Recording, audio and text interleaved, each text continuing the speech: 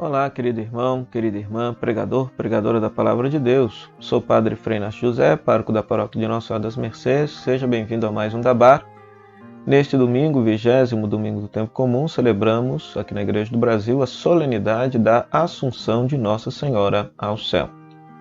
Antes de dar uma pequena exegese sobre o texto do Evangelho de hoje, que é um texto muito conhecido, Lucas capítulo 1, versículo 39 a 56, explicar de uma forma assim, bem simples o sentido teológico da festa da Assunção.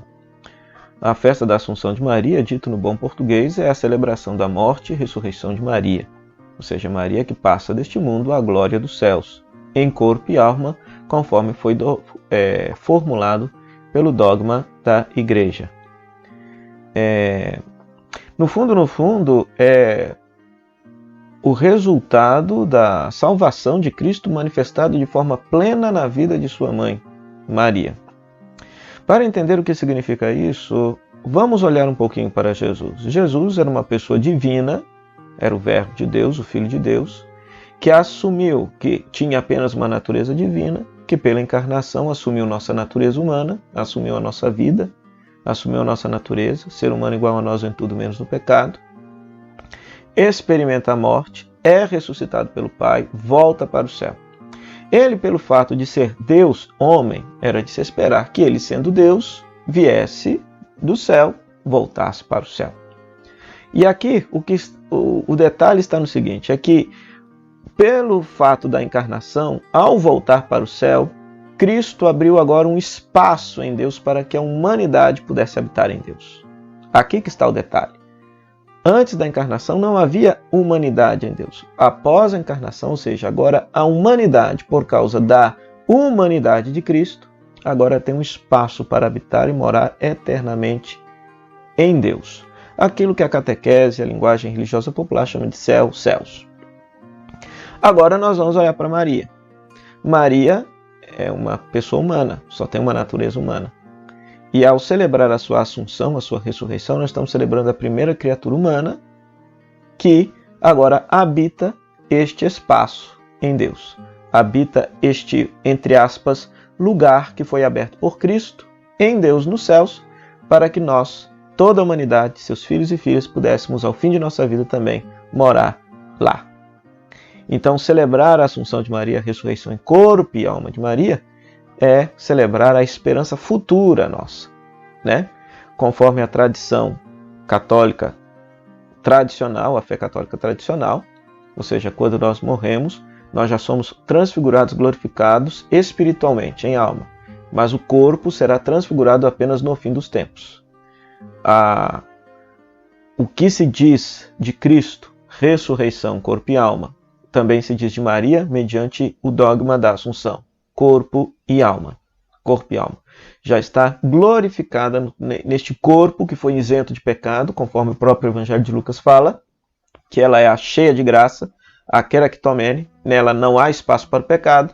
Então, por isso, a salvação de Cristo já acontece de forma plena na pessoa de Maria no momento de sua morte. Ela morre e ressuscita corpo e alma, sendo assumida integralmente em Deus após a sua vida terrena.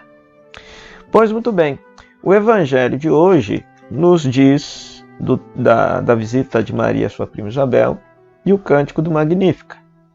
Né? Se você tem uma boa Bíblia de estudo, tal como, por exemplo, a Bíblia de Jerusalém, você vai perceber que o cântico de Magnífica é uma composição bíblica, né, inspirada no cântico de Ana, que é uma mulher humilhada lá no livro de Samuel, capítulo 2, uma mulher que não tem a possibilidade de gerar um filho e clama a Deus um filho e tem o filho Samuel. Aqui o paralelo é feito com Ana no seguinte sentido, porque Maria também passa pela humilhação da gravidez, uma gravidez inesperada, uma gravidez não conforme à tradição judaica. Então o fato dela estar grávida antes de coabitar com José, isso pode ter sido motivo de humilhação para ela na sua comunidade de Nazaré, por causa da moral dos bons costumes daquela localidade. Mas fato é que este texto aqui, segundo os biblistas, tratava-se de um cântico que as igrejas primitivas cantavam e que Lucas recolhe e coloca este cântico nos lábios de Maria, fazendo uma profetisa da libertação, uma profetisa da salvação de Deus. Se você comparar, você pode ver aí, se você tem a Bíblia de Jerusalém, por exemplo, você vai ver os inúmeros paralelos bíblicos que tem este cântico de Maria, o Magnífica, onde literalmente o autor deste cântico fez uma costura de vários versículos bíblicos que falam sobretudo da misericórdia e da ação salvadora de Deus na vida de seu povo, né? Um outro detalhezinho também é que toda a narrativa da visita de Maria à sua prima Isabel, no fundo, não é Maria visitando Isabel, mas é o Salvador, o Messias, visitando o último profeta do Antigo Testamento. É a visita de Jesus a João Batista. Por isso que João Batista se alegra, pula no ventre de Isabel, quando Maria a saúda. Na verdade, é um Novo Testamento visitando o Antigo Testamento, dizendo: olha, cheguei. E por isso o Antigo Testamento se alegra, porque um novo tempo, o tempo salvador de Deus, acaba de chegar com a chegada de Jesus Cristo, Filho de Deus. Um outro detalhe também é que, e aqui é importante isso no aspecto desta festa da Assunção, é que este texto mostra que Maria é a nova arca da aliança. E é uma alusão muito sutil. Quando Maria chega na casa, Isabel saúda assim: bendita és tu entre as mulheres e bendito o fruto do teu ventre. Donde me vem que a mãe do meu Senhor venha me visitar?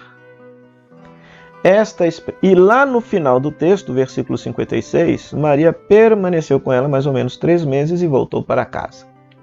Esse texto, esta narrativa, está construída a partir do texto de 2 Samuel, capítulo 6, versículo 9 a 10, 9 a 11, que nós fazemos questão de ler. Nesse dia, Davi teve medo de Javé e disse: como virá a arca de Javé para ficar na minha casa? De onde me vem que a mãe do meu Senhor venha me visitar? Por isso Davi não quis transferir a arca de Javé para a cidade de Davi, e a levou para a casa de Obed-edom de Gate. A arca de Javé ficou 3 meses na casa de Obed-edom de Gate, e Javé abençoou Obed-edom e a toda a sua casa. Ou seja, lá em Samuel, no livro de Samuel, 2 Samuel, capítulo 6, versículo 9 em diante, ou seja, Davi saúda: como pode que a arca de Javé venha me visitar? E leva a arca para ficar na casa de Obed-edom, e a arca permanece 3 meses naquela casa. Da mesma forma como Maria é saudada por Isabel, de onde vem que a mãe do meu Senhor venha me visitar, e Maria também permanece 3 meses. Então, é uma alusão muito sutil, muito belíssima de Maria como a arca da nova aliança. Ela é aquela que porta a aliança definitiva de Deus com a humanidade, que é a pessoa de Jesus Cristo. E por fim, a nossa tradução bíblica vai dizer que Deus faz grandes coisas e eleva os humildes, né? Ou seja, os humildes exaltou, depois os poderosos seus tronos, e os humildes exaltou, na nossa tradução litúrgica, elevou. Ou seja, este elevou é lido de uma forma mistagógica, a partir do mistério que nós celebramos. Qual é essa elevação? A elevação de Maria assunta ao céu, que é a glória máxima que ela recebe da parte de Deus por sua fidelidade à vontade do Pai, perfeita discípula do próprio Salvador, Jesus Cristo, seu Filho amado. É o que todos nós esperamos ao fim de nossa vida, também sermos elevados, assumidos, glorificados, transfigurados em nossa vida por nossa fidelidade à vontade de Jesus. Que você possa atualizar essa pequena mensagem, essa exegese para a sua comunidade de fé. Que Deus te abençoe. Até o próximo programa da Bar, se Deus quiser. Tchau, tchau.